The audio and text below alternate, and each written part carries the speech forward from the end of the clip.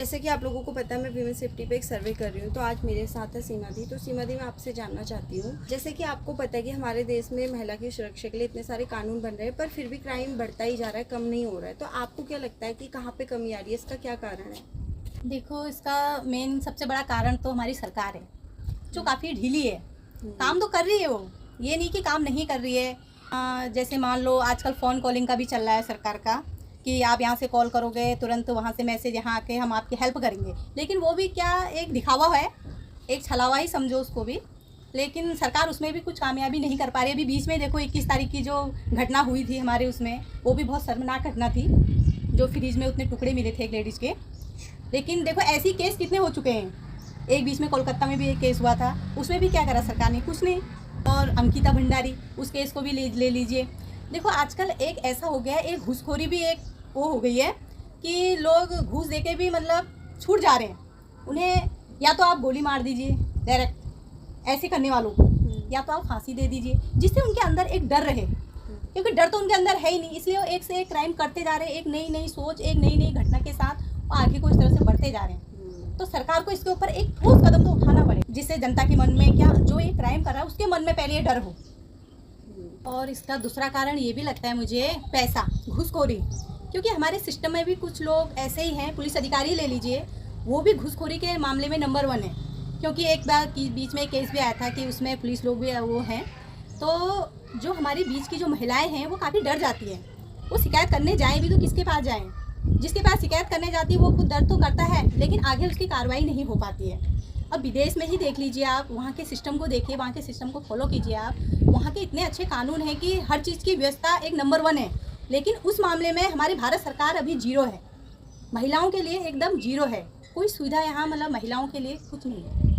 और दूसरी बात यह है, हमारी सरकार नियम कानून इतने बनाती है कि लेकिन उसका सिस्टम कुछ नहीं है। एक बार जो कागज़ में आपने एक बार लिख दिया कि ये सिस्टम बनेगा, तो उसके बाद उसको आप दोबारा उसे चेक भी तो कीजिए कि ये सिस्टम वाकई में लागू हुआ है महिला के साथ या नहीं। लेकिन नहीं, हमारी सरकार एक बार जो नियम निकाल देती है उसके बाद सो जाती है। और दी, आपको क्या लगता है, वैसे तो हमारी सरकार कहती है कि आजकल महिलाओं को हमने बिल्कुल बराबर कर दिया है लड़कों के साथ, मतलब इक्वालिटी है दोनों में, पर आपको क्या लगता है महिलाओं को अभी भी कौन से अधिकार प्राप्त नहीं है? देखो, महिलाओं को तो पहली बात है, जो अधिकार हैं वो सिर्फ किताबों तक ही सीमित हैं। वो अभी महिलाओं को कुछ लागू नहीं हुए हैं, कुछ मिले नहीं हैं। महिलाओं का अधिकार आप पहले मान लो घर से ही ले लीजिए। कहीं अभी इलाके, कुछ ऐसे इलाके भी हैं जहाँ महिलाओं के 18 साल से पहले ही शादी हो जाती है। उन्हें अपने बोलने का या कुछ कहने का या अपना पक्ष रखने का उनको मौका ही नहीं मिलता। उनकी शादी कर दी जाती है और लास्ट में क्या होता है उसका रीज़न, कि या तो उस पर दहेज उत्पीड़न का आरोप लगाते हैं या उसके साथ मारपीट करते हैं, और लास्ट में महिला क्या होती है, फांसी लगा के मर जाती है। लेकिन माँ बाप फिर सोचते हैं कि काश हमने अपनी बच्ची के साथ ऐसा ना किया होता। लेकिन थोड़े जागरूक हमारे माँ बाप को भी होना चाहिए कि अपनी बेटियों के भलाई के लिए कुछ सोचें। एक जल्दी 18 साल से पहले अपनी बच्ची की शादी ना करें, और वो क्या कहना चाहती है उस पक्ष को भी सुने। क्योंकि महिलाएं आजकल, देखो हम ये नहीं कहते हैं कि महिलाएं आगे नहीं हैं, आगे भी हैं। देखो एरोप्लेन भी चला रही है, जहाज़ भी चला रही हैं, हर चीज़ में नंबर 1 है महिला। लेकिन जब बात इस घटना की आती है तो हमारी महिलाएं बहुत पीछे हैं, जिसके लिए सरकार को कुछ ना कुछ ऐसे नए नियम निकालने चाहिए। और दूसरी बात, अधिकार की बात आप कर रहे हैं, तो अधिकार जहाँ तक हो, लड़कियों को अभी तक पूरा अधिकार नहीं मिला है। अगर लड़कियाँ अपनी पढ़ाई की बात करें, अगर आप लड़कियों को कहीं बाहर भेज रहे हैं, तो अब तो ऐसे केसेस मिल चुके हैं लोगों को कि अब लड़कियों को बाहर भेजने से डर रहे माँ बाप। काहे की आज़ादी, कहीं अगर महिला बाहर चली गई, सुनसान जगह चली गई, तो भी उसको डर है। ये आज़ादी सिर्फ लड़कों को है, क्यों, वो कहीं भी आ जा सकते हैं।